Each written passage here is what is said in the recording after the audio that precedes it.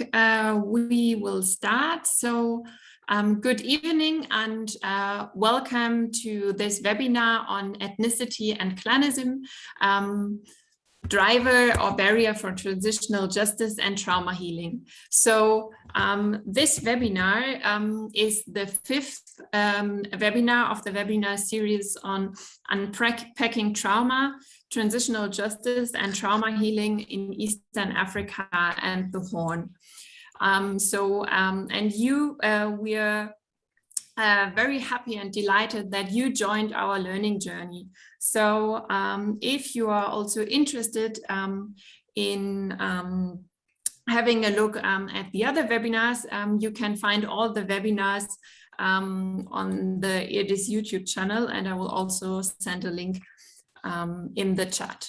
So this webinar series is jointly organized by the School of Arts and Social Sciences, the Institute for Interreligious Dialogue and Islamic Studies, and Professor Hodan Isse, who is research associate and also one of our speakers today. So, but before we dive into our today's topic, I'd like to give you some informations.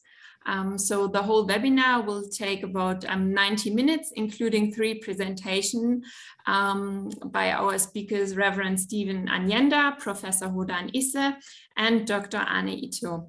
Afterwards, we will have a Q&A session, and you are more than welcome to write your questions and also comments into the Q&A session. So like the other webinars, this webinar is recorded and is uploaded afterwards on YouTube. So now I would like to give the words to Dr. Beatrice Churro, who is the Dean of the School of Arts and Social Sciences and also one of the initiators of this webinar, and also a close friend to the Institute of Interreligious Dialogue and Islamic Studies. So the floor is yours.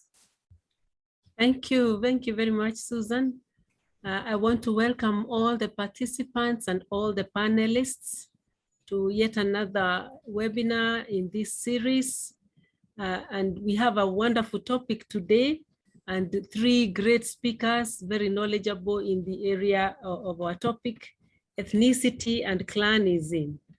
And the question is, are they drivers or barriers or both for the processes of transitional justice and trauma healing? I'm sure we are very fortunate to have these 3 speakers and to be able to record what you say so that we can continue to use it in sharing this information and creating processes of peace, which I think is one of our most important missions.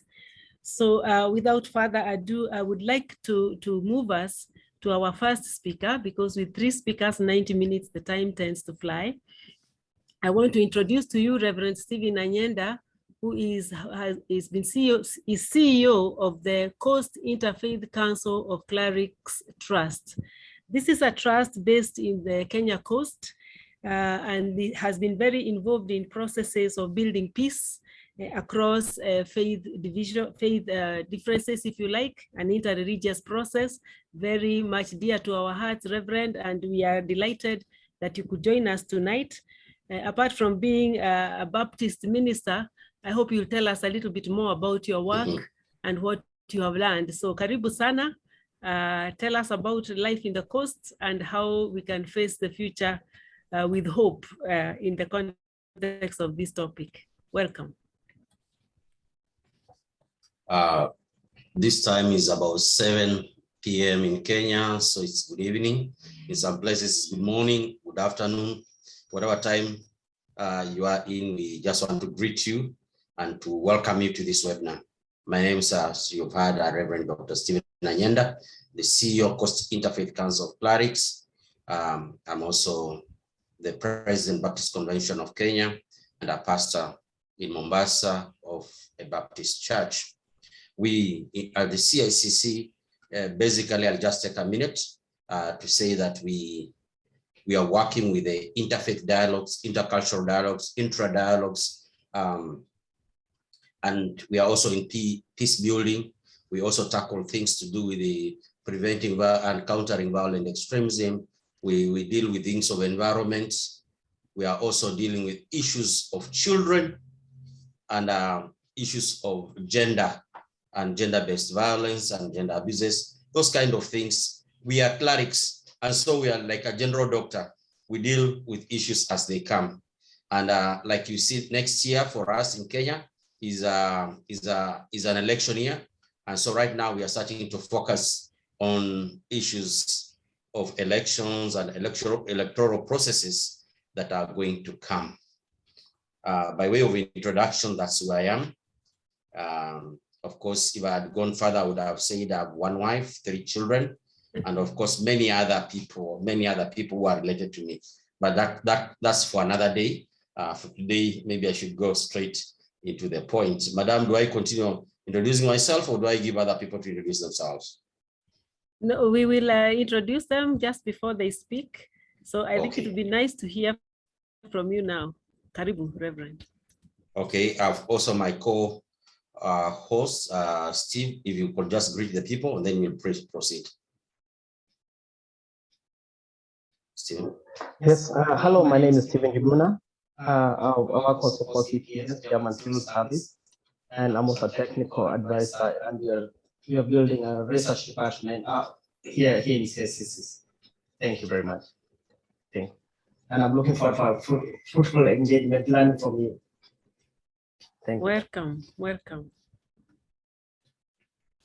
So once Stephen has introduced himself like that, we may just go to the topic of today, ethnicity.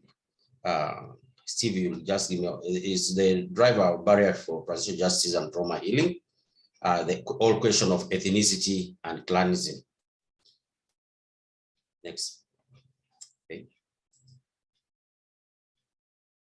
So we'll start by framing the whole question of transitional justice by looking at the historical injustices in Kenya, that being our focus. And we will not go to many other areas. We'll just go to a frame that will, for those who are Kenyans, it will bring into the thoughts of other places. We will deal with mostly the mountain area, the Mount Kenya area mostly, but for us who are in the coast, we could deal with the coast people like, and other people. If we've left someone out, just know it's because of the 15 minutes we've been given. So framing the historical injustice in Kenya, the journey of transitional justice in Kenya is what we are looking at. And eventually we look at the questions and discussions as other people put in their inputs. So the road to transitional justice, most of you, just as a way of reminder, you remember on 26th March 2015, His Excellency the President Uhuru Kenyatta, during the State of Nation address, he said these words: "My brothers and sisters, to move forward as one nation, I stand before you today on my own behalf, that of my government and all past governments, to offer the sincere apology of the government of the Republic of Kenya to all our compatriots for all past wrongs." And so you can see there are past wrongs that the president was addressing at that point.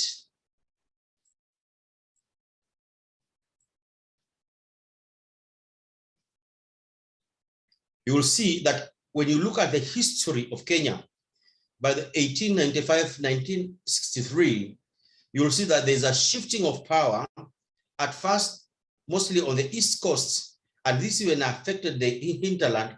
The Arabs ruled mostly the East Coast, then eventually the Portuguese came, then Arabs and British also came, and the whole question of colonization and settlers obtaining an even share of land ownership in Kenya started. So much of the land, even today, you'll find that it has a history of Arab occupation or ownership and British ownership, and the eventual takeovers from the people who are white settlers. And most of the people who are affected by the issues of land, because land, Kenya the economy of Kenya is driven mostly by agriculture. by land, and even settlement is by land.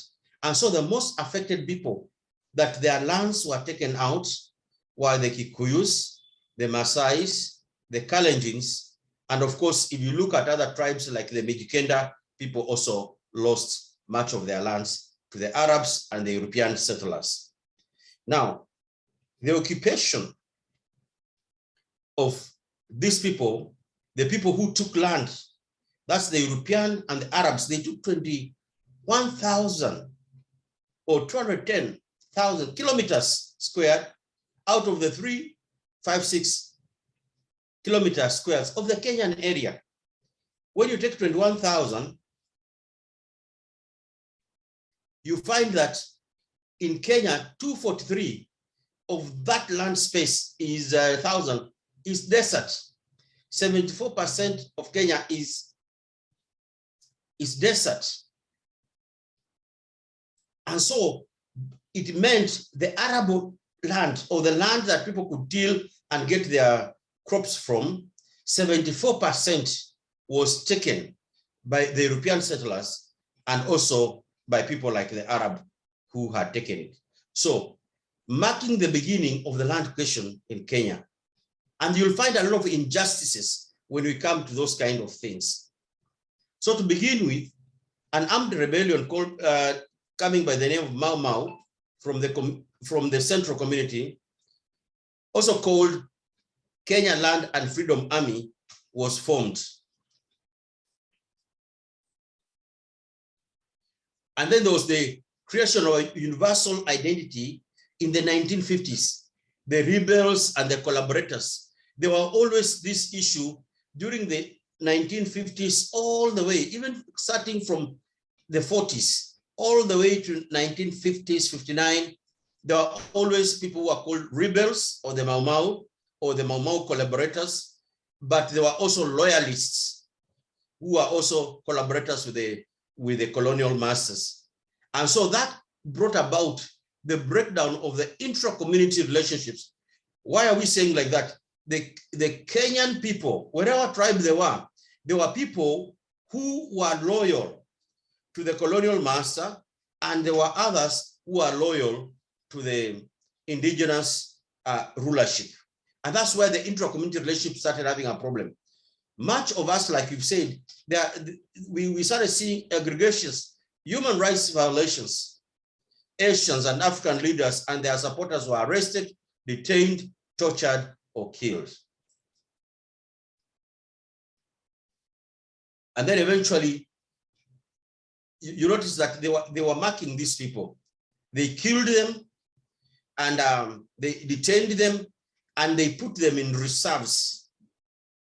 And because of that, there was a need for a meaningful transitional justice process to start in Kenya, to start saying, where were those human rights violations done and who did them? Okay, Steve. Now you come to the Kenyatta years.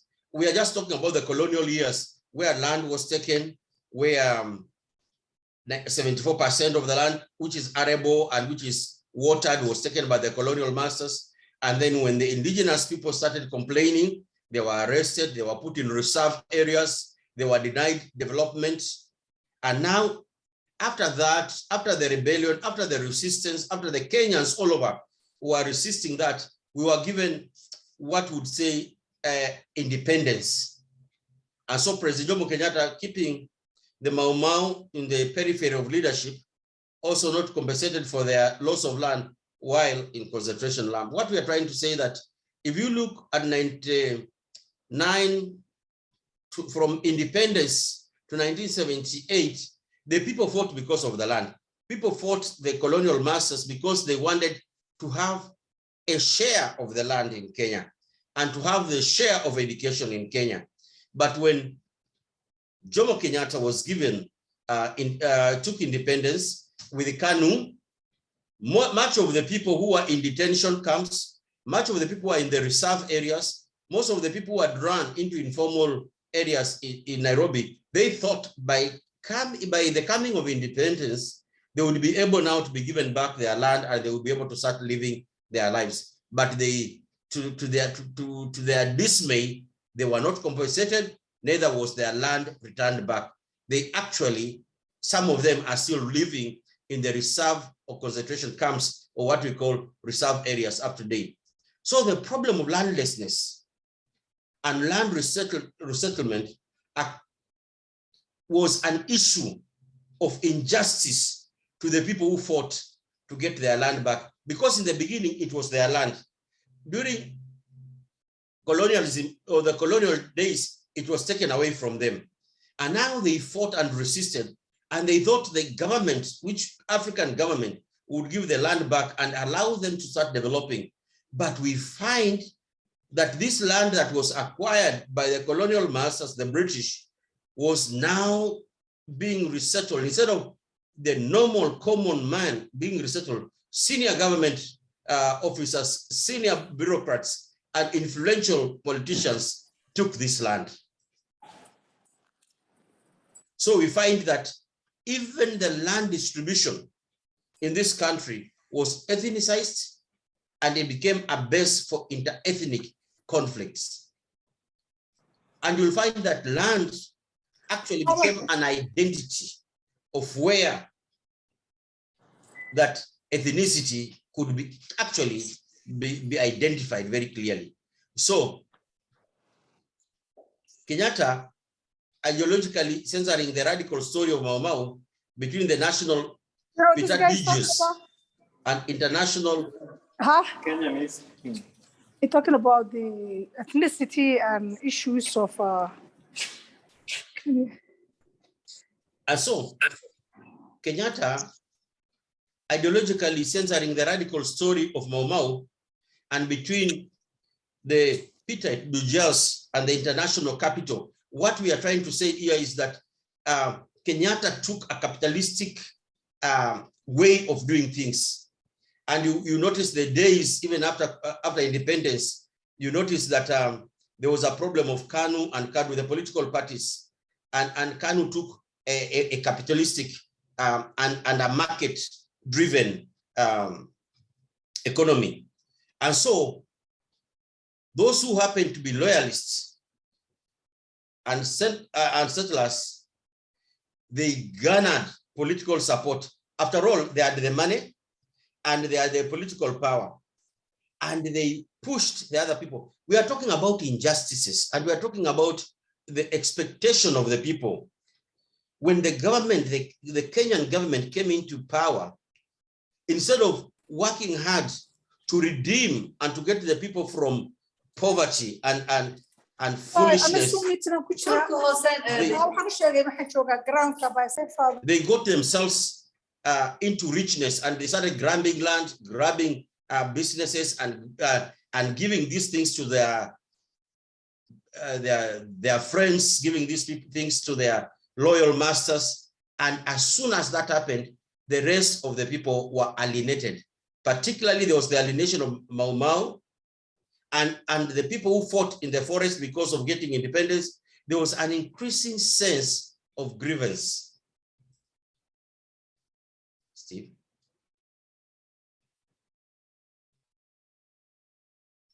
And at this point on, my friend will pick up from there, and then we'll continue. Again, he'll give it back to me. We're just sharing how we speak these things.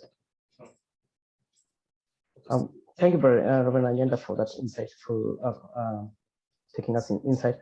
So, and then what happened is, like, the Mau Mau became the peasant farmer, and after putting them, and then after the Mau Mau came to power, I mean, after the peasant became alienated, so they became like a kind of a peasant army. And this time, that's what they are going. They turned out to be called Kenya Land Freedom, which transformed to Mungeke. And most of these Mungeke, actually, they used to claim that they're also the descendants of the Mau Mau. And that's why even you see at the moment, there are so many, the Mungeke came up also some years to come, that they even started causing havoc, especially like in in the urban slums, especially in Kibera or Mukuru. And this one is where they're trying also to collect taxes, because for them, they've been saying something that have been taken away. So this is kind of the way they are trying to address injustice. And when you come to transitional justice, so we can see that there's a void of political imperative, and that can reveal the truth and attain national healing and reconciliation for Kenya. But even this time for Kenyatta, this is something that actually passed and didn't happen. Now we come out also to the time of the era of Moi, and this time was also characterized by torture, ethnic clashes, and detentions. And as you remember, after Moi came to power, he amended the constitution that transformed Kenya into one-party state. And that's also meant that no one was supposed to contest against or say anything bad about the president. And this is the time, especially from 1989 to 1991, the period that was so much marked with a lot of human rights violation in the Kenyan history. And also, this is also the time that people who are mostly pro-democracy were also being tortured in the infamous Nyao torture chambers. And also by coming in for when coming in, so this is like it was a signal to say that it was time to eat. And you hear this is the time when the Nyayo projects, which was so much characterized with high levels of corruption. And you'll see like one ethnic group who happened to be the president from the president's side occupied so many state corporations. And also in between, in the early 90s, you know, there was this issue of repealing the Section 2A and bringing up a multi-party democracy. Then he instigated or even incited ethnic clashes, especially in the Rift Valley areas and also in the coastal region, which I'm also going to come back into it, because they were deemed as opposing the regime. And also coming back, also there are also other people who are seen like who are being opposed, who were opposing the regime. And this was some people from the northern eastern part of Kenya, especially one of the infamous is the Wagala massacre, in which 3,000 Diogia people died in the hands of the state, and also Bagala and Malkamari massacres, and up even to the transitional justice. I mean, the TDRC, the Truth, Justice, and Reconciliation Commission, they actually came, but we are also going to go back to that one, where these issues were not tackled. And also what also came into after the start of the multi-partyism is what the Kalenjin allies, who used to be in the power, but then also coming from an ethnic group from Moi, decided to use a code of Majimboism. So this was actually, it was symbolizing that, you know, like the history, like what you've been talking about land, that some people also went Rift Valley or maybe ethnic group, they were given land. Now they used to politicize that land allocation to ferment ethnic violence, especially in Rift Valley. We know like also clashes in Molo and the Njoro areas, and also like here in the coastal region, there also this clash. Also, it was fermented by Kayabombo, especially in the southern coast, which they were saying Wabara, that means the foreigners who had settled in the area, to come out.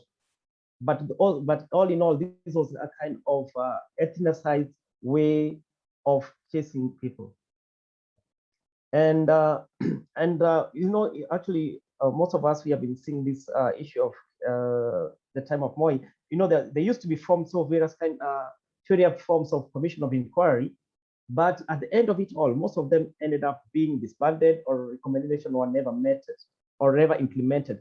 And one of the things was also because of the lack of the political will, because even the things which were also in that report also touched the regime at hand. So on coming to Kibaki years, maybe I'll give Reverend Anyanda to continue from there, please.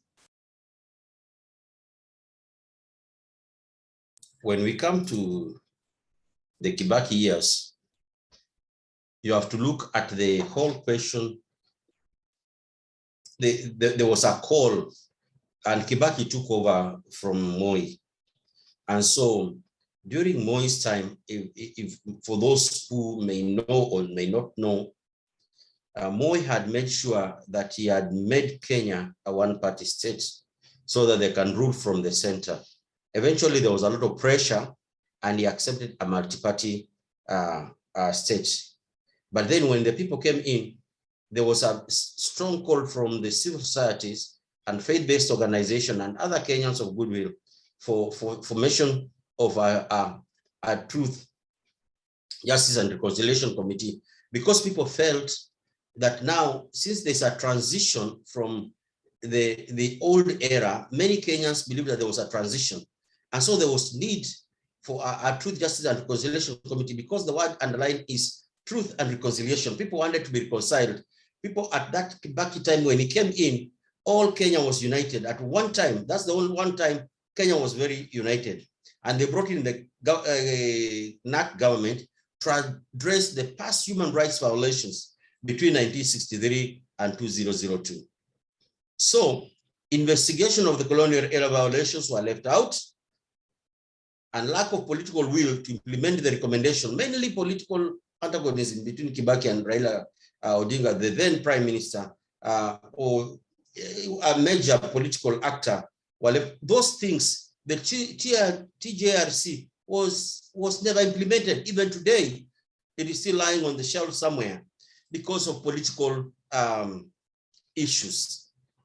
And then eventually, when we come to elections and when we call other things that are election related, there was eruption of post-election violence, 2007, 2008. TJRC project became a casualty of the same, and the 2004 fallout between President Kibaki and his principal coalition partner, Raila Odinga, played a key role in the failing out of TJRC report. Then eventually we saw killings and rapes, and to a larger extent appear to have targeted people of the Kikuyu ethnic group, the ones who are supporting the president, and the Kalenjin and Luo ethnic group who are supporting Honorable Raila Odinga. So eventually, there was the formation of national unity. After the elections, again, people talked about, we call it half mkate or half bread, and they shared now their power in that kind of thing. But every time you look at how things are being shared, is the elites. It is not the common people who are feeling these things. It's the elites.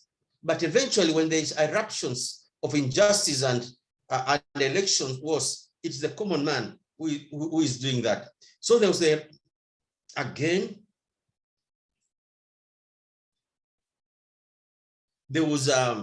all the time the controversy surrounding the credibility and suitability of the chairperson, because he participated in the TJRC, because he participated in the Wagala massacre, Steve, the whole thing. There are also in this TJRC commission, there were issues of financial and resource constraint. There were legal challenges in court. And then there was the lack of sufficient state and political will to support the work of implementation of the objectives of which the TJRC was from. Like I said again, when you are talking of truth, justice, reconciliation committees, the issues of truth was too painful that the political class did not want to get into them. And then there was, of course, enmity and hostility among the political class. And then there was vested interest. And so this issue of reconciliation never came to be. There was the lack of ownership, and there was a lot of interference by the elite and also the political owners of political parties and political ethnicity formations.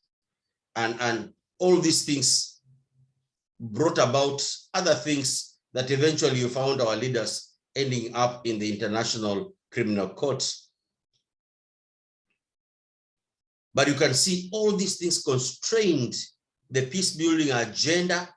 When people are moving from Moi to Kibaki, many people had the expectation that the country will now move on peacefully and that a lot of things will be addressed. when that became a dream, when that became a facade, the peace building agenda became a dream. It was constrained because victims of electoral violence were not able to achieve justice, a critical element of reconciliation. And the country witnessed swift constitutional reform, but due to lack of political will again, none of the institutional reforms contemplated in the constitution have been fundamentally implemented. Instead, the political elite are keen in deciding on the route with least threats to their political interests. And we could have discussed this over and over, and it has been experienced in Kenya. The courts can make a ruling, no one will obey them. It is the political elite who decide how this country will be. And even issues of justice, you can go to court, they can pay their bonds, they can pay their fines, but the common person does not get justice because the cases are staying in the courts for even 10 years, for 20 years. Some people die before the court has heard them. So transitional justice mechanism were put in place in Kenya without a genuine regime change. The country continues to grapple with embedded political impunity. The same persons accused of committing atrocities continue to control state power, making it extremely difficult to unaffectedly tackle issues of the past and ensure that justice with perpetrator accountability is taken seriously. I can tell you for a fact that committing an offense by the elites in Kenya is a common thing. It's as if there is no law, you know. So the big fish, as a matter of fact, cannot fry themselves. They protect themselves and they put in the laws that can protect them. Even when bills are moved in parliament, it's about protecting them and protecting their businesses and protecting their own people. There is a problem of identity in this country. When we have politicized the identity, people are not known by names. Your name, when you mention your name, there is an identity, an ethnic identity that's put to it. And by that identity, you either get protection or you don't get. You either get development or you don't get. And even with the devolved systems, nothing much has happened that you can catch on. You can get some things, but the things you say is development is the things that were supposed to have been done even in our one-party state. But now we find that the big fish, they're the ones who have taken over the governance, even at the devolved states, and they influence, and they corrupt, they take money by corruption, they do a lot of things, and yet you find that the common person does not get his justice, and there is no place you can go. So I finish by saying, by reflecting, the big fish cannot fry themselves. The journey to institutional justice, the journey to eradicating ethnicity and other tribalism, other isms must continue. We must continue talking and continue educating our people until we have the right people in place. Thank you. Thank you. Thank you. Thank you very much, Reverend Anyenda and Mr. Njuguna. I don't know whether you're also Reverend Njuguna. He's coming there. He's coming. He's coming there. Yes, thank you so much. This was a very enlightening presentation. And it's interesting how you put it in the historical context so that we can understand it much better. And it's interesting also that you talk about conflict and injustices being ethnicized, so that in fact one begins to wonder, is the challenge really ethnicity, or is the challenge the elite, the political elite, if you like? But thank you very much. And I want to welcome those of you that have joined us since we started this conversation. It is a very interesting conversation, and we have great speakers, very knowledgeable and very involved, hands-on on these matters of ethnicity and clannism. And for the first time, it's brilliant, we have a cover of Kenya, Somalia, and South Sudan. So we're going to hear very interesting different perspectives of the realities at play in transitional justice and trauma healing as pertains to ethnicity and Clannism. So without further ado, I want to introduce our next speaker. As I welcome, I must say the participants to raise questions, to put comments in the chat box or in the Q&A section so that we can pick them up later at the end of the conversation. So don't stay so quiet, get involved. And as I said before, I want to introduce our next speaker, Professor Hodan Isse, who is a research associate with Tangaza University College, the School of Arts and Social Sciences. We are very proud to have Professor Hodan Isse as one of us. And she is the founder of the Transitional Justice and Trauma Healing Center in Puntland University, and also a big leader in the process, obviously, of starting the Transitional Justice and Trauma Healing Center in Tangaza University College. Besides that, Professor Isse has been, is a Professor Emeritus of the University of Buffalo School of Management, where she is a scholar in finance and economics. So a very knowledgeable person, and her focus and particular perspective is on Clannism, as pertains to how it affects relationships, especially in Somalia. So without further ado, the joy is mine to ask you to take the mic, Professor Hodan. Karibu. Karibu. I think my I'm learning to host this. I think it says the host disable me from my picture video. So if you could let me have that, I'll appreciate it. Susan, can you hear me? Hello? Yes, I We can hear you very well. Yeah, you disable me from the video. So if you let me, and then please, I send you my PowerPoint. Now you are able to share, actually, because you are. You know, the reason I'm unable to share is because I just got to my place and the internet is not working. So my phone is the only, but I send it to Susan. Okay, Susan. Yeah.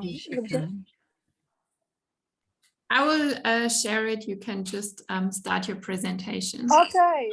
First of all, I would like to thank Susan and Tangaza, IRDIS, our dean, Idel, and all the team who have been putting together these webinars, we're trying to, in fact, raise awareness in terms of transitional justice and trauma healing. One of us or all of us might actually traumatized because of what we see and experience every day. I think my brother have elaborately explained that the historical trauma. So for me, I'm specifically talking about Somali clan conflict, finding patterns and understanding the root causes of election impasse or Somali conflict. So if we go to the next slide, I call Somalia the fallen tiger because we were tigers, we were big, but because of whether it can be the cause is historical, maybe colonialism that has divided Somalia into pieces. And then, of course, I do believe the political elite that has worked with the colonizers, we have inherited some bad things from them. And it's really hard to get rid of that culture. But I will specifically speak about Somali issues with regard to Clannism, especially what has caused the current mayhem that we are experiencing. So, of course, I'm going to talk about, inequities, the way people in a given country, there are a lot of inequities in many of in the world, even in the United States. It will be political inequities, social inequity, where resources, economic inequities, where commonly owned resources are not common to all.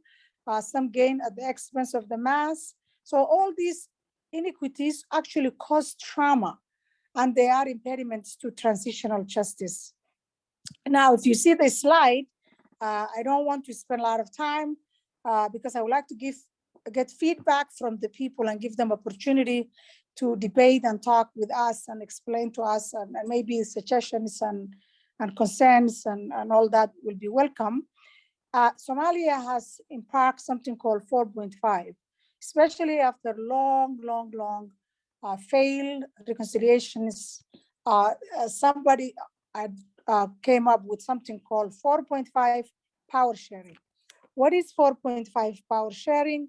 4.5 Somalia consists of 5 clans. And these 5 clans, maybe at that time, I actually call it the trap of 4.5. What is it did have good intentions, but has ugly consequences. So basically, what they call 4.5 is the 4 big clans of Somalia, which is called Digil and Rifle, Hawiye, Daro. There are the 4, and the collection of minor clans.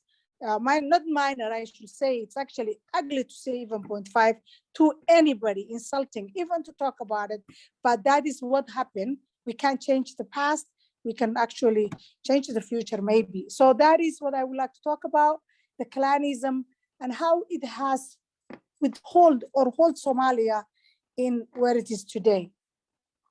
So if you go to, those are the kind of things. 4.5 is, I think, it's the base causes after the political reconciliation, and they taught 4.5 clan allocation were all clans, because we're healing, they're supposed to be healing from division and fighting and conflict and without the government for a long time, and we kill each other.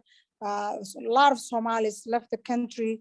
The ones who remain without a government. So therefore, schools, education, health, all the social programs fail. Basically, the whole country came to stand still. So then, say, came together and say, let's come up with some solution. That solution at the time was supposed to be temporary, but it remained permanent, seems to me today, because number one, first of all, that solution at the time lasted up to today. Even the elections that are coming up are based on 4.5. So what is 4.5 impedes fair and free elections. Why? Because it's based on self-interest. Clans, sometimes there is a clan allegiance instead of national allegiance. So even though I do believe things have changed, none of these people who come either from the regions who come to the federal government, they don't really belong, they don't help their clans. They end up some sort of survival skills and help themselves, but they use the clan as a camouflage. They also, because of this power sharing, that's very inefficient, and this network and cartelistic behavior in political landscape has developed. In fact, I can't get into it, but it's a theory called the big man theory, network theory, which act like team of cartelists. They are like, we call OPEC countries, 13, 14 countries that come together to lower the production of oil to increase the price. Politicians are doing the same thing. They do develop cartelistic behavior, and sometimes it's not good for the country. Now, if you go to the next slide, Susan, we can see in Africa, I always put that ticking bomb. Any of these countries you see, some are doing better, some are failed states, some are still in conflict, some are in post-conflict. What they all have in common is the whole historical social fabric and the African cohesion is gone, just because what the brother talked about during the colonialism, and then of course the self-interest and all the things that comes with it. Hello? Now, so that ticking bomb, remember we're talking about maybe Kenya, Sudan, and Somalia, but we can find patterns that are consistent with what we're talking about in these countries, but maybe we'll find them in Sudan, in this and that. Whether you call it clan, whether you call it ethnicity, whether you call it tribal groups. If you go to the next slide, what you see is I am particularly talking about Somalia.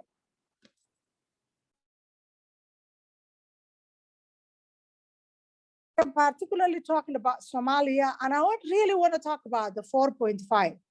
I don't know if the history I gave is enough, but let me talk. That was a political solution at one point, but it was supposed to be temporary because of self-interest, and some people gain at the expense of others. It remained a big problem for Somalia. Okay, if you look at the first one, 4.5 impedes free and fair election. We've been trying to, even though I do believe enough effort hasn't been given, but Somalia aspires to have a free and fair election one day with multi-party. Now we don't have, because 4.5 again comes, and indirect elections comes again and again. Another problem of 4.5 is 4.5 remains detrimental to viable and effective democratic governance, because there are women and youth and disadvantaged groups who don't have the power nor the connection to effect any change. Okay. Also, 4.5 discriminates the most valuable human resource. The most valuable human resource, that is our promise, our potential. But this 4.5 have changed our most valuable human resource, specifically the youth who are unemployed, which is supposed to be potential and the promise for the country, or for any country for that matter. It has become a problem. Because, you know, if you look at it, the big guys, then the ones who are connections will find the most valuable jobs, have the connections. 4.5 destroys the clan fabric. Somalia used to be organized in clans, but it was never a problem. Okay, there will be interfighting, which is expected from a normal functioning people, but in fact, I was told that the clan used to do two things to protect the wrong from, only your clan can protect you. Say somebody is oppressing people, the sub-clan is supposed to say, no, you're wrong, don't do that. The other function of clan, for that matter, in Somalia was to help those who are in need. The 4.5 has, in fact, destroyed that whole clan fabric and make the sub-clan the greatest adversaries. Why? Internal sub-clan conflict ensues all the time. In fact, I always say now, especially during the elections, or even when you're looking for a job, all the job allocations are based on 4.5. So you are actually fighting with your clan. And instead of building community from bottom up, you are destroying community from bottom up. So that's another problem. 4.5 exacerbates already cartel and opportunistic-like behavior of politicians. So you can see this is like a real cancer. Clan has been used to destroy, to maim the country, impede all sorts of free and fair elections. There's no democratic governance, and it will create people who actually have a power to want the system to stay in the way it is. Now, clan conflict is a continuation of Somali conflict. I mean, there are, of course, we're just picking one factor. We're just using other things being equal. Of course, there are donor interest. There are, of course, there are a lot of foreigners who might be interested in keeping the country where it is. But the point is, let's go back to society. So now it has created that 4.5 and clan-based resource sharing or political sharing has created a very complex system. If you go back, Susan, to the next slide, I'll appreciate it. You can see now a community, a citizens who should have a national allegiance now are very confused. So you created this conflictive behavior, internal behavior within the community. You can apply that to any country. So it makes societies are, people are already complex, but this makes it even more because you have layers of allegiance. You be allegiance to nationhood, to yourself, self-interest. So who do they give their allegiance now because of this clan conflict? Self-interest, of course. Yeah, I'll just do what I can do for myself, since there's nothing I can do about this problem. So people are thinking, what is it in for me? Okay. Another thing is, who should they give clan allegiance? Or maybe they're not even giving clan allegiance, but they use it as a camouflage. They're looking for their own, to get a better job, more profit, more power, political power, all sorts of things, more influence, more contracts, and so on and so forth. So then what happens to nation building? A society as a whole who are there to build a nation with priority of poverty reduction, job creation, taking care of the poor, empowering the youth, empowering the woman. I always say, and rehabilitating the man, because we do need to rehabilitate our man. So in that case, nation building, do they have incentive to do so at all? Because they have all these conflicting interests. And I will say, no, I guess it's not. So to make long story short, this is really applicable to, if you use that theory I'm trying to develop here, it's something that I have observed. I've observed countries that are based either in clan system or their power is based on clan system or tribal system. There is also always a hierarchy. Those who feel like they left out, they are left out, and they are, even though they're nationals, and there are commonly owned resources, and there are commonly owned political processes, there's a lot of inequity. And that case is really a trauma. Without looking into the transitional justices, with this generational trauma we have gotten from the during colonialism, we might still be traumatizing our future generations unless we delve deeper into these things, and our sociologists, anthropologists try to understand this. And actually, we need a holistic approach to develop ways to understand this cancer and see if we can. And it's not only the clan, as I said, it's the tribe, it's the ethnicity. It's okay when people are born in certain clan or certain tribe or certain ethnicity. That's not a problem. That's how God created people. But when it's used as a political force, political power, political economic power, and so on and so forth, or in fact for discrimination against others, that's a problematic. And that is where, if you look at the pattern of our continent or our nation, in fact, this is what you find. Ultimately, I say there is an economic thing that's called prisoner's dilemma. What is a prisoner's dilemma? Prisoner's dilemma is when you have so many good options, but then, in fact, because of the behavior, because of historical incidents that happen, because of politicians, because of lack of rule of law, issues of transitional justice, power concentrated in few hands.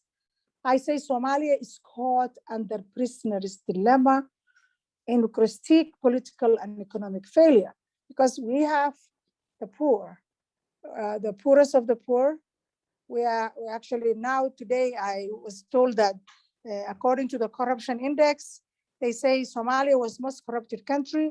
I have to say today they listed the list and they say that now Somalia, one country is worse, which is South Sudan.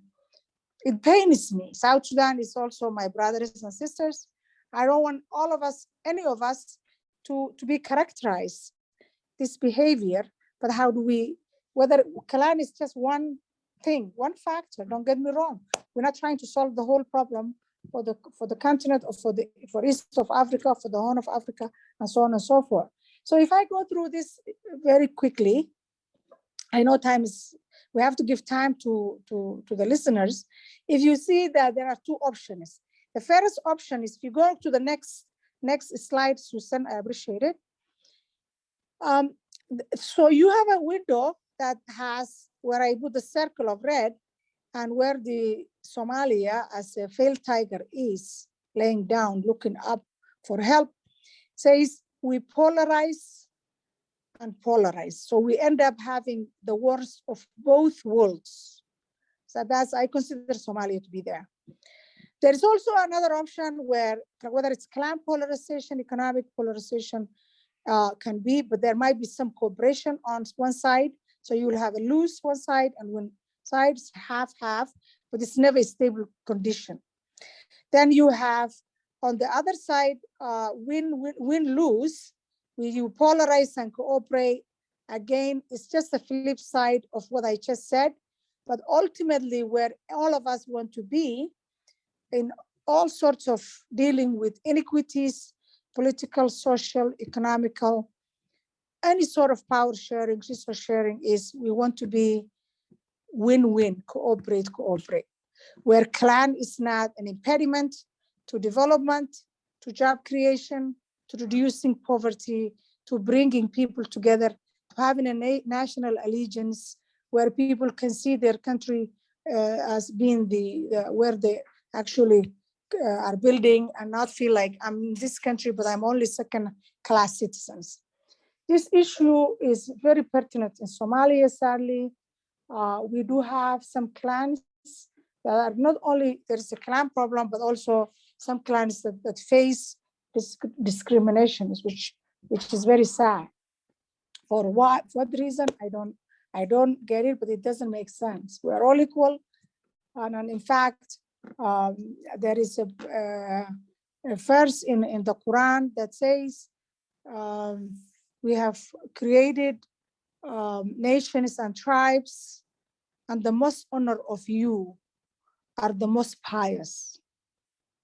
I will conclude that. So that any discrimination, anybody, whether it's clan, tribe, or ethnicity, is against God's world, and against human rights, and against God's rights. So with that, I thank you for giving me the opportunity to present this, and I will over to you, Susan, or Idel. Thank you. Thank you very much, Professor Hodan. Really very enlightening. And another perspective that shows us the clans may themselves not be the problem. It is the instrumentalization of the clan and clannism that becomes now a serious problem. I am actually very interested that this time bomb that you showed is about to explode, and it is all over the continent. Certainly in all our region, nobody is spared. These problems are everywhere. It doesn't help us indeed when we are heading the corruption index, either in one of our villages or the other village, whether in Somalia or in Kenya or in South Sudan. So thank you very much for sensitizing us to the dynamics of the processes going on in South Sudan. And I just want to continue inviting the audience to interact, to use the chat box for comments, to use the chat box and the question and answer section to raise any questions that you've got. We don't promise answers, but we are interested in what you are thinking, because this is a conversation that is ongoing, and it's basically we are defining work that lies ahead for all of us gathered here. And so I would like to move on next to introduce our next speaker. We are really very fortunate this evening because we have very qualified people. And Dr. Ann Ito Leonardo is from South Sudan, very, very experienced scholar, university educator, but even more interestingly, a person who has been involved in the processes of trying to build up a stable South Sudan. And we have seen how difficult that has been. As member of this SPLM over many years, as a minister in the government, Minister for Agriculture and Forestry, trying to bring some kind of sustainability to that country. And we continue the struggle. And now as a member of the East African Legislative Assembly, again, recognizing that really we belong all to a bigger village. So Dr. Ann Ito, we are really excited that you can be with us this evening, and I want to give the word to you. Welcome.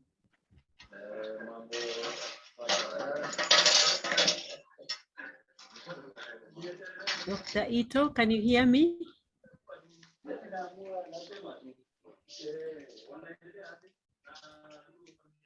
I cannot hear Dr. Ito. Does anyone hear her? Susan, do you? No, but maybe she's hearing us now. Yes, okay. So maybe if you stop sharing, she might like to share. And yes, thank you. Thank you Dr. very much. Annie, Sorry about that. I was having problems with the battery. welcome. Thank you very much. I want to start by recognizing the Dean, all the presenters, and the audience who are participating in listening to this discussion today. I want to thank the Horn of Africa University and the Tangaza University College for organizing this very, very important discussion, which is complex, but it does affect our lives a lot, particularly in Eastern Africa. I want to begin by drawing your attention to a number of factors. Number one is that if you can look carefully, you will know that most of the countries in the Horn of Africa or East Africa have gone through conflicts. The difference comes in the nature, duration, and the reoccurrence, meaning it's a very, very important issue that we all have to think of how best to tackle them. The second thing is, if you look at Sudan, South Sudan, Uganda, Burundi, Kenya, and Rwanda, especially Sudan, you will know that since independence, it has been at war with itself. And then South Sudan has had about 4 civil conflicts, 4 of them. One starting from 1955, ending in 1972, another one from 1983, 2013, ending in 2014, and another one from 2016, ending in 2018. Burundi as well has been in conflict on and off since its independence. And of course, Kenya, as has been recognized by the first speaker, has been experiencing post-election violence and other community-based conflicts in the northern part of the country. Now, that said, it's very, very important when we look at transitional justice system that we look at what makes it difficult for wars to end, particularly the case of South Sudan. 4 conflicts over a period of 40 years. And that means a lot to the people of South Sudan. Now, if I can focus on the problems of South Sudan, the first conflict started in 1955. And the reason being identity and marginalization or exclusion from power in the Republic of Sudan then. And the conflict went on.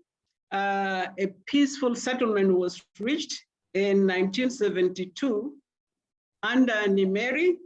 But after 5 years, it's a complex situation. The government in the north started dishonoring the agreement. It reached to a point where some decisions that should have been taken by the self-government in South Sudan was taken by central government, and that actually drove South Sudanese back to the war front, led by Dr. John Garang Damabior, and who went and formed a liberation movement that fought from that time until 2005. But it's also very important to draw your attention to what happened during the Bush era. In 2019, there was a conflict, disagreement between Dr. Riek and Dr. John, and Riek from the Nuer tribe and Dr. John from Dinka tribe. They disagreed, and Riek formed what used to be called the Nasri faction. The Nasri faction fought the SPLM, which is under Dr. John, but then that led to a lot of massacre in the Bor area. And of course, Riek then joined the government where they signed an agreement. And then from that point, a lot of government-supported militias started to crop up in the northern part of what you call South Sudan today. But eventually an agreement was signed, and Riek came back to join the SPLM.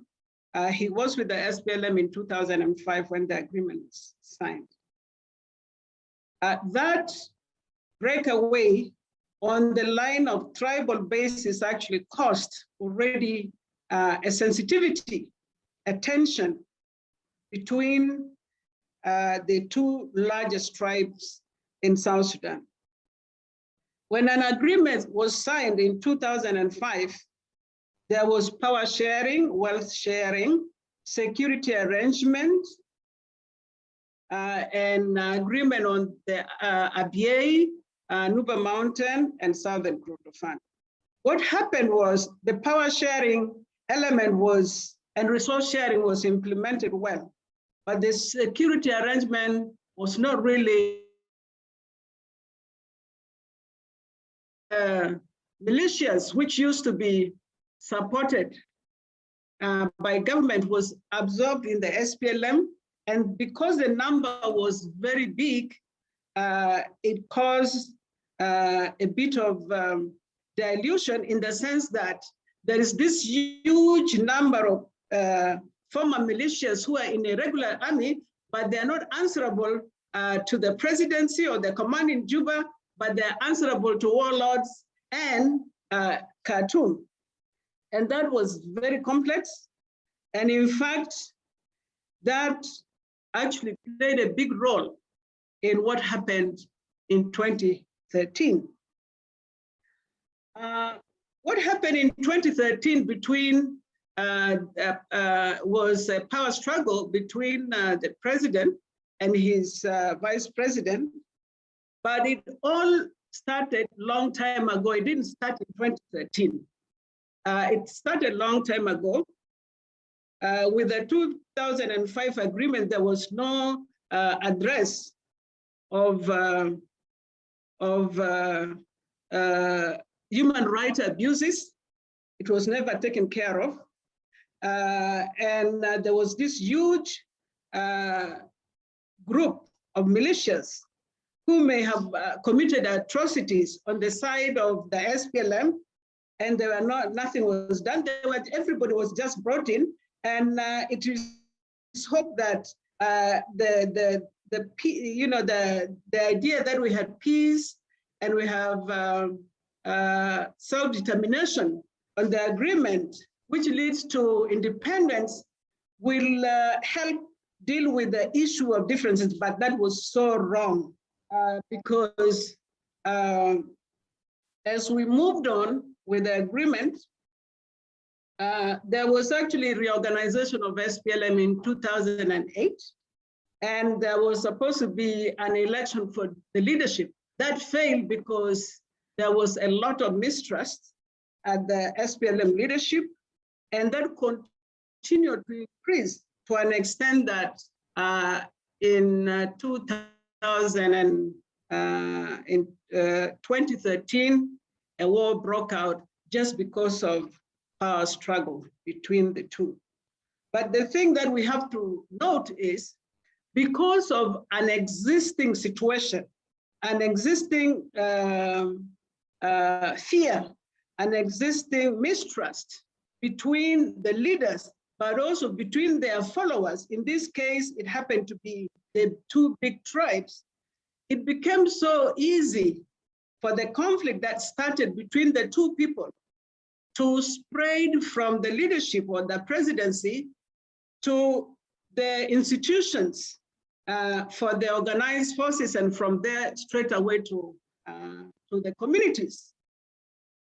And it was within days. It didn't take like 5 weeks or so. It just took a matter of days, because people were already experiencing tension. And also the leaders involved were very busy sending messages that evoked tribal sentiments or ethnic sentiments. It's like, you know, if you don't do something, somebody's going to hurt you. If you don't do something, you remember in 1991, what happened? You were killed. If you don't do something, you're going to be killed again. So that kind of sentiment was really active, and it created fear, it created mistrust, it created hatred. It really mobilized very seriously for the war that was that broke out in 2013. And the worst thing is, because the security arrangement was not well managed, there was a lot of arms among the civilians. Some assessment was done, and it was found that there are over 3 million small arms among the civilian population, which is more or less more than a quarter of the total population of South Sudan.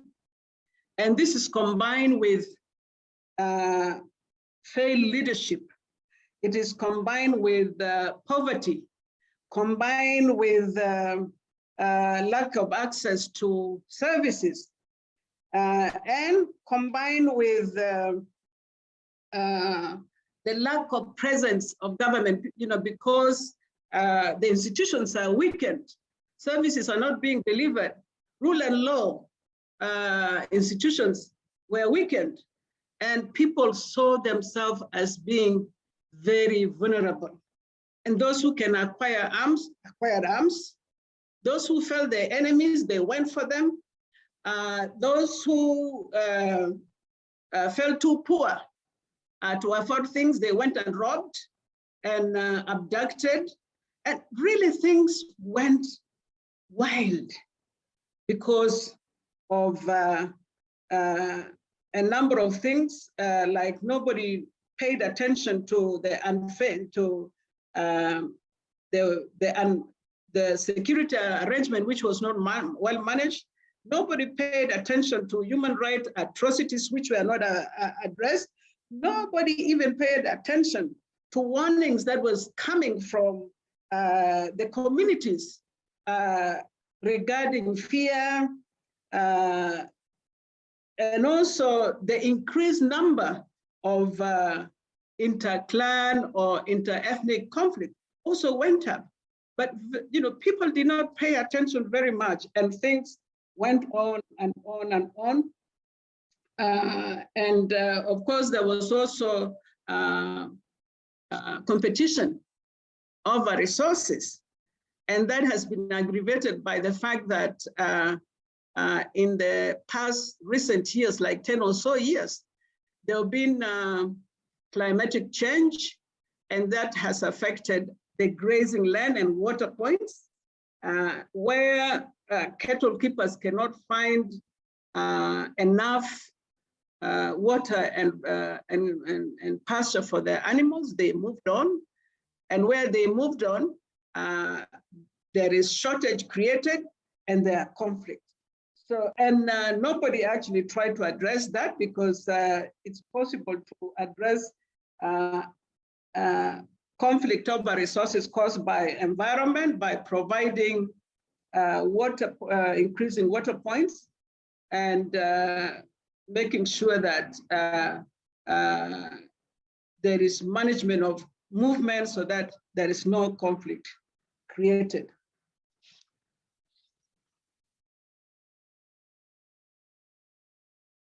So those are the causes, but what we need to also understand is the impact, the effects of the conflicts on people. Where a lot of people die, it causes concern, and it also drives some people to revenge. If they know who kills who, different ethnic group will go and revenge. That is a result of one of the effects of war. There is huge population displacement, and people are desperate, people are angry, people are poor, and that causes the, dissatisfaction to the government. And you find that such kind of people are ready to follow anybody who says, follow me and let's go and fight. I'll give you maybe a rank.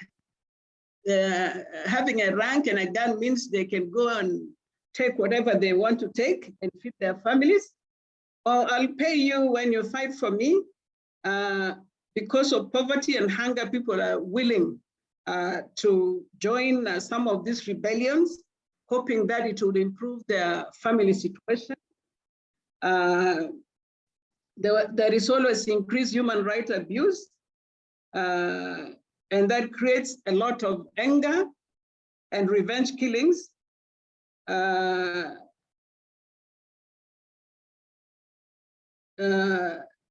There is mistrust, I've already, but also what is important and we need to actually take into consideration is the overflow of conflict into another neighboring country, neighboring tribal country. For example, when the 2013 conflict started, it was more or less affecting areas of Barghazal and Upper Nile, Jongole, Unity State, and all that. But because nothing happened, from 2016, the conflict started moving into areas of Equatoria and then finally engulfing the whole country. So when issues of conflict are not addressed, it has a tendency of flowing over. But also there is overflow to neighboring countries. You have refugees going into neighboring countries, but also there is flow of arms. People come, our borders are very vast and porous, and very often you have people who want to leave the South Sudan temporarily. They normally come with their arms across, whether it's Ethiopia or Uganda or Congo, they go with it. And with these arms, they can also cause some crimes, but also there is a possibility of organizing, crimes across the border because there is already arms proliferation and people who are ready to fight. So really, some of these things are very, very central to any attempt to design a transitional justice system that will not only end silence the guns, but it will get justice for victims as well as transition the country to an extent that it enables the building of trust, harmony, and in democratic governance that will guarantee sustainable peace. It's really, really, really important. Something that I want to move to is the issue of ethnicity. Why was it possible for the two leaders or and some other politicians to mobilize along tribal lines or ethnic lines when knowing very well that, through experience, most of them get nothing. But the issue is tribalism or ethnicity is a sense of belonging to a group based on commonality of culture, value system, beliefs, but it also comes with incentives. Once you are part of a clan, or you are part of an ethnic group, your security is guaranteed. There is this common security that you get, but also there is social welfare. Your own welfare is guaranteed, because in a lot of cultures, for example, there is one community in South Sudan.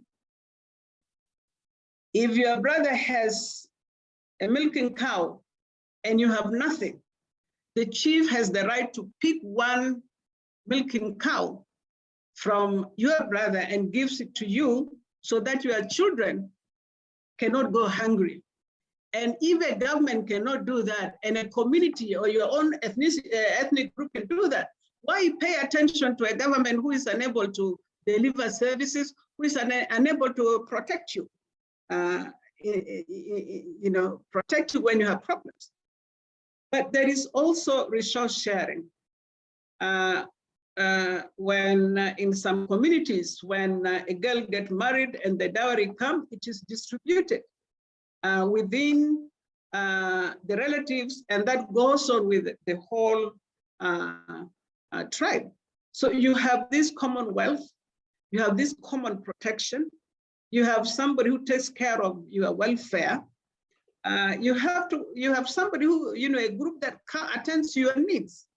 So really, the element of ethnicity is really, really emphasized in a situation where the government is weak, institutions are weak, unable to provide law and order, unable to provide basic social services, unable to protect people and their belongings. So really people, instead of respecting the rule of law, they withdraw into their own ethnic grouping where they feel protected, where they feel safe, where they, there is a sense that, somebody's looking out for you, and therefore you must look out for the whole group. This is very, very important to understand. And I don't think ethnicity is a problem. The problem comes when governments are weak, and if people see injustice, they see discrimination, and they see one tribe or ethnicity benefiting more from a government more than them, or where they don't see themselves as part of the decision-making group in a country. When that happens, very likely ethnicity really flares up, and you see people withdrawing into their own little groups rather than really looking at a country as something that unites them and something that benefits them. So it's very, very important when you look at transitional justice. It's not just about stopping human rights abuse. It is making people confident that the government there is for them and is able to do something for them that is going to be fair, that them and their children would be able to access the good things that the country offers, not just limited to a group of people. So that's very, very important. But my real concern is the recent agreement signed in negotiated and signed in 2018, September 2nd, because this is where international community and including the region goes wrong. The whole negotiation and agreement is based on these two men who are fighting. And that's why the power sharing agreement is based on the two, that each one has a share, because if they don't have share, they will continue to fight. Nobody has taken into account the wishes, the interests, the concerns of the ordinary people who see these two people as being responsible for what has happened to South Sudan since 2005. But the agreement has put them back to power to manage this transitional period. And the way it is going, the agreement is being implemented selectively and is very slow. Why I say selectively, the 2018 agreement has provided for transitional justice system to be set up, including a court. That agreement was signed in 2018, and we are now in 2021, which is 3 years later. And very little has been done in terms of that. In fact, some elements of the government is not yet even completed. So really, my concern is that the recurrence of conflict in our region is based on how well an agreement is implemented, but also the charting out of the transitional period, whether in fact it results in true democracy, and whether in fact some grievances are tackled so that it doesn't give tribalists an opportunity to go back to the war and create armed rebellion in order to get power, to get a share of power in government or not. It's for South Sudan, we still have to wait and see how this agreement will be implemented. But the issue of ethnicity, I agree with the professor, is not the ill. It is how it is being used by the elite to manipulate and gain either military or political power. That is my take on this, and hopefully we'll get some discussions. And if there is anything anybody wants to know, we will. I'll be ready to answer. Thank you very much. And we reiterate the thanks. Thank you so very much, Dr. Ito, for your expose on the situation in South Sudan, which is close to our heart here in Kenya, and obviously in the whole region. And it's very good to understand it from within and to have a woman speaker so that we hear also another perspective, because most of what we hear is what those two gentlemen you have referred to and their followers are speaking about. I would like to request the audience to indulge us and give us a few more minutes, because we've had such wonderful presentations and there is 1 or 2 questions. And also we would like to give our presenters just a moment to give us a kind of response to both the questions raised as well as kind of what they have heard of each other. But there is a lot of unanimity that there is instrumentalization of ethnicity for conflict. But Dr. Ito has also brought in the question of very weak leadership, very poor, very weak institutions. And the question comes, I'm thinking of telling the speakers right now that in our audience, we have scholars, we have young, educated youth who would like to do something, but we don't want to be stuck like in the prisoner's dilemma, like there is nothing we can do. What is there something we can do? One of the participants in the chat box, Mr. Yatai, has said, the problem is ignorance and we need education. How can we approach to have to spread the word of education? Is there a role that the kind of people we have in the audience and their associates can play to change this situation? And that question, I would like to address it to all the speakers. And the other comment, very interesting, that has been made by Dr. Wakiaga is about women. Women tend to be used as victim linchpins of ethnic conflicts. And the question is, how can women stand on their own against this overt or covert narrative, since women are also intertwined directly or indirectly in these conflicts? So it would be interesting how not just youth are being abused, but even women tend to be abused. And this is a very interesting perspective that Dr. Wakiaga brings. So before I take the question of the person who has their hand up, that is Abdi, in a moment, let me ask any of the speakers, maybe I go first of all to Dr. Anyenda. Would you like to say something about any of the questions that have been raised, Dr. Anyenda?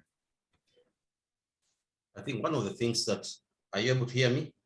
Yes, we hear you well, thank you. Okay, one of the things that we from what you just asked is how can we move forward so that we are not captives of history? That's water under the bridge. One of the things that we can do, and I'll use the space where we are in as faith-based leaders, is to use our pulpits, to use the forums that we have, and to use the volunteers, the captive audience that comes to our places. We must start educating people so that we are not only found on webinars. We must start using our pulpits to come and start speaking things that are affecting the communities. We should not be part of the catalyst to injustices. We should be people who are picking an injustice and speaking among ourselves so that when we are discussing an issue, it is being discussed among the Muslims, it is being discussed among the Christians, it is being discussed among the indigenous people, it's discussed under the Hindus and any other major religious group, so that that's an issue that is under discussion. And not only discussion, we need to network and collaborate with our scholars so that our scholars and our can come on the pulpits and teach specific subjects to our people. Because we have women groups, we have youth groups, we have men groups. These groups can get education. Education liberates people.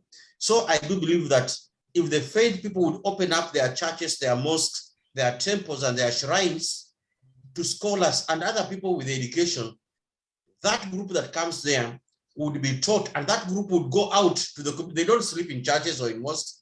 They'll go back in the community and explain these things. Because to emancipate our people, we must start addressing the current colonizers. And all the speakers have spoken about that. We have people who are colonizing. Africans are recolonizing Africa. We must start speaking to the people and say, we need a liberation from slavery, from colonialism again. This must be spoken over and over. And we have now young people who are educated. This voice of the young people must be enhanced so that we have a force speaking to everyone else.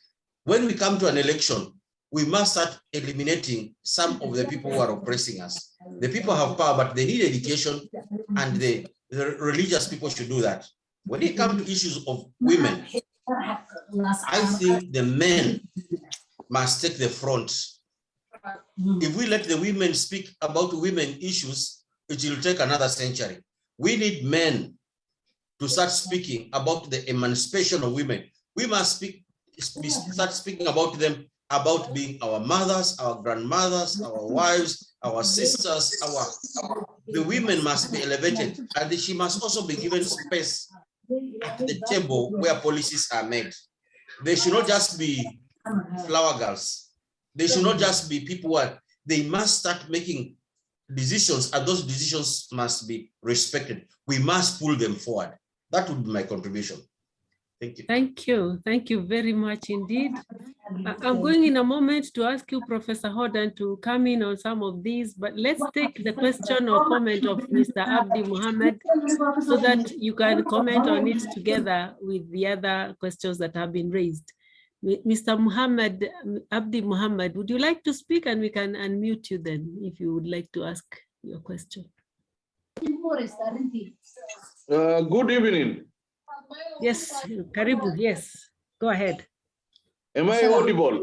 Very well, Mr. Muhammad. Good evening. Oh, thank you very much, Madam. Yes. I'm also very thankful to all the presenters for their wonderful presentation. I heard all the presentations starting from number 1 up to the end. And I really learned that all of us, those who are living in Kenya, and those who are living in Somalia, and those who are living in Southern Sudan, we are all facing the same problems. The problem is about a negative ethnicity and negative Clannism. In length, you have discussed the implications and the adverse effect of negative ethnicity in the political, social, and economic life of the people. I really admire the analysis that the presenters actually made and the historical context that they have actually used to explain further. My question is about how can we overcome this common problem? Already one of the presenters has really tried to give answers, which in my understanding, he said, let us create public sensitization. Let us educate the public about the negative aspect of ethnicity and Clannism. He said, let us liberate the public from the yoke of Clannism and bad politics and bad politicians.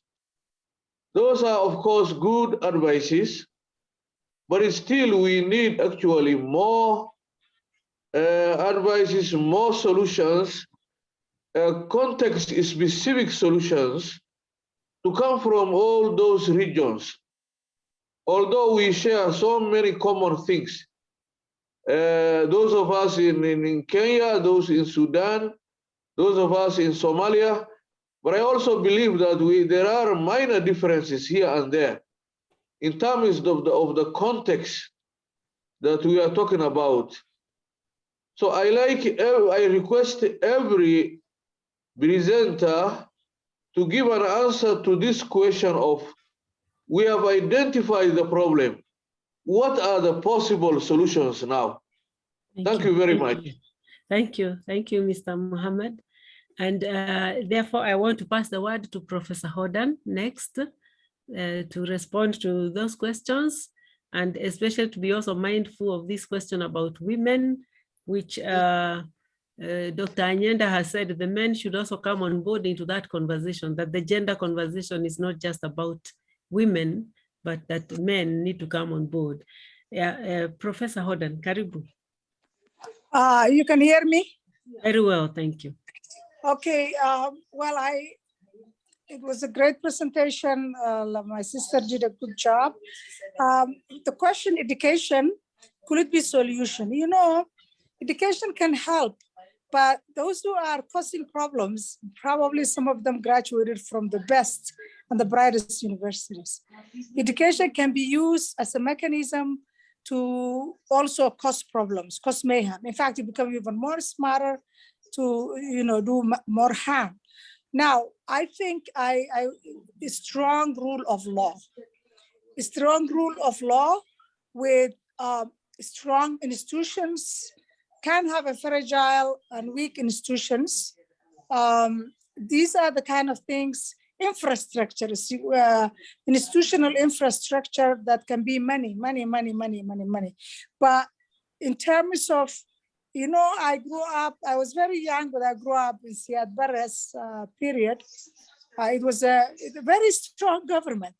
It's one that you might be afraid to cause more harm, but they did have a monopoly on violence.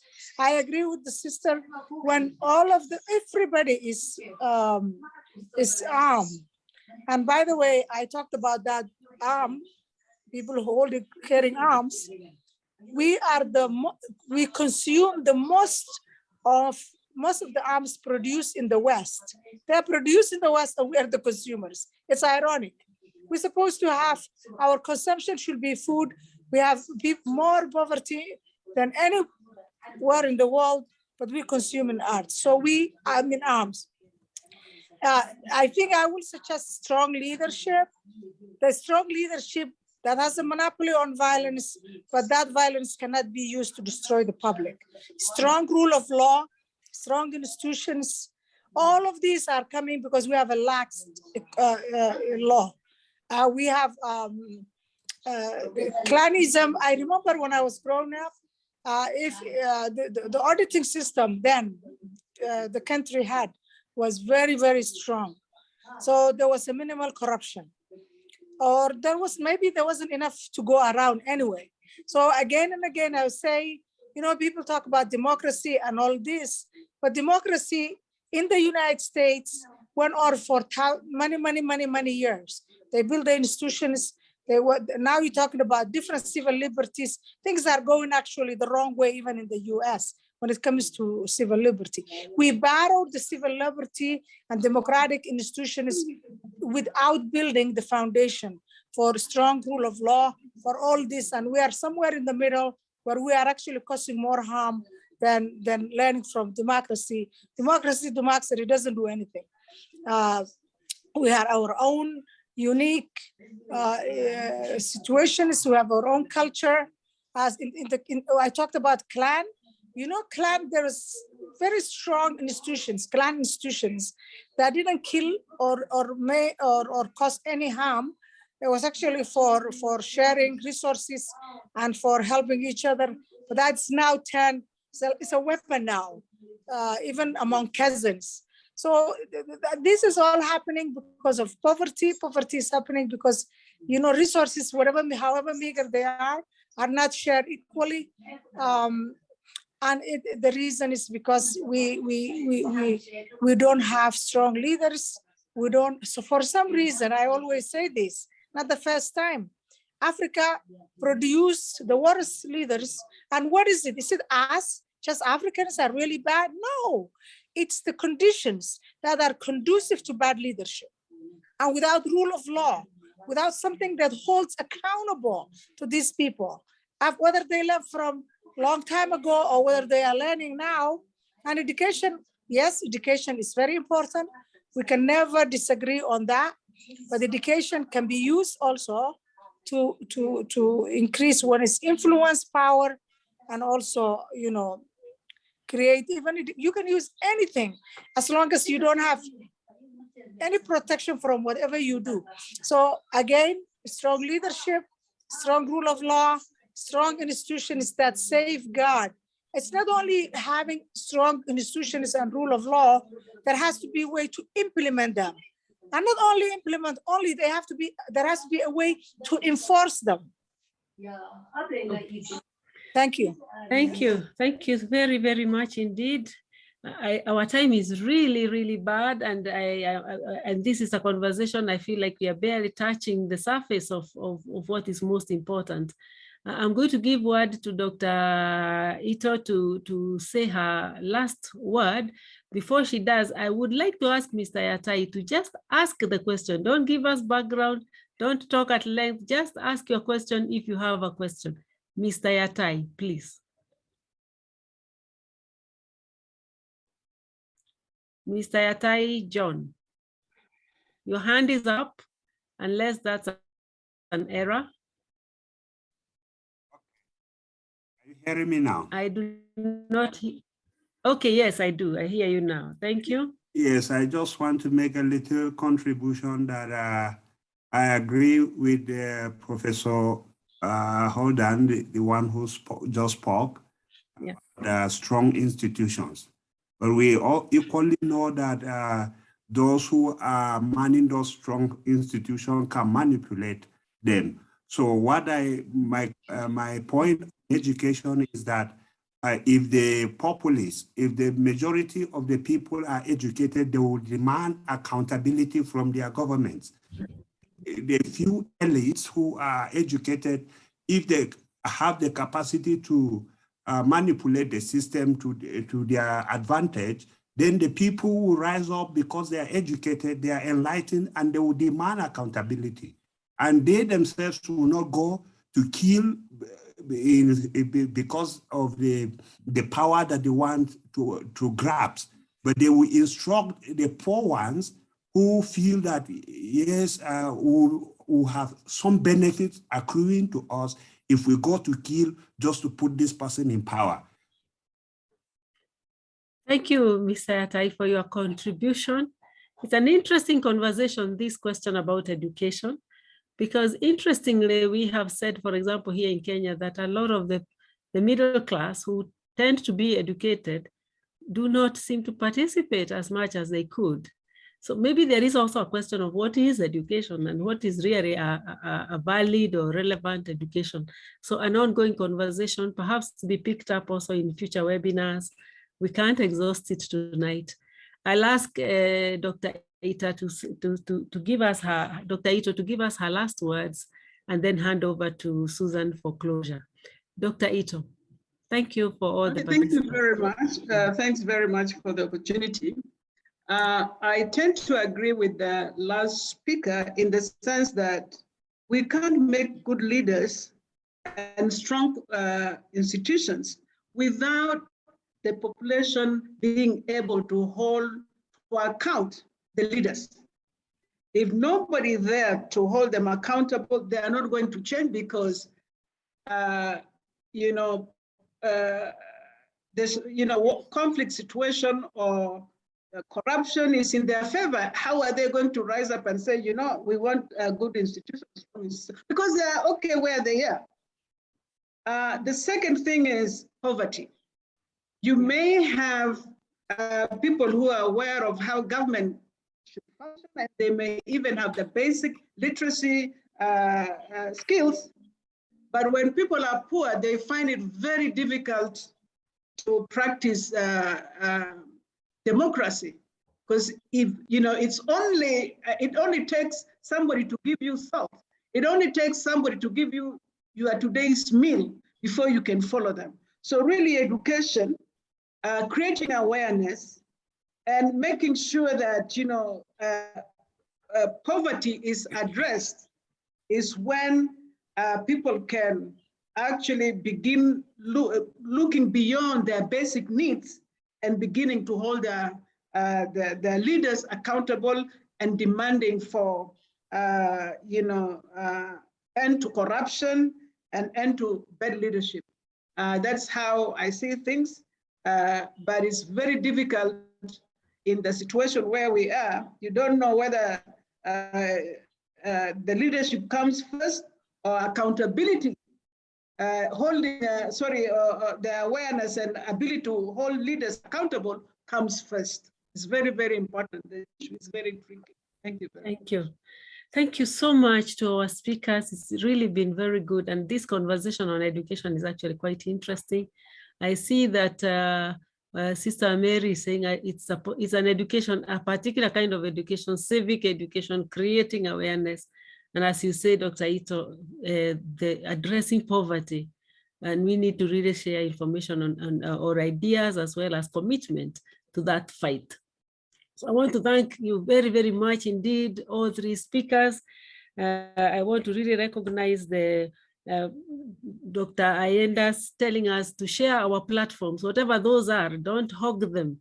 Share them so that people who have something that can help the society can actually get a chance to also share it.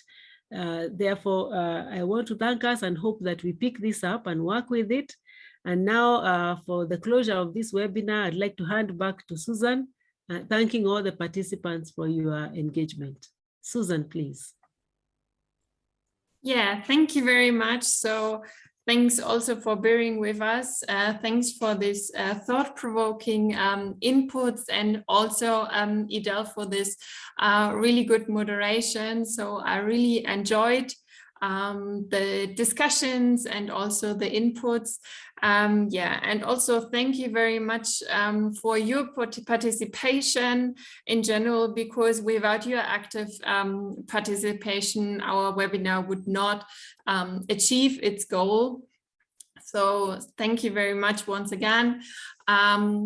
Our next webinar will be on the 4th of November, and it will be about the role of religion in transitional justice and trauma healing. And we would love to see you there again. And also, we would like to ask you to give feedback on this webinar. So there are different options to do that. So you can either scan this QR code. I also posted the link for our little survey into the chat, or you can also write our admin an email. And therefore, so it really helps us to improve our webinars and gain also feedback. So I think everything is said for now. So just thank you very much again, and have a wonderful evening. And then we see us on our next webinar. So thank you very much and goodbye.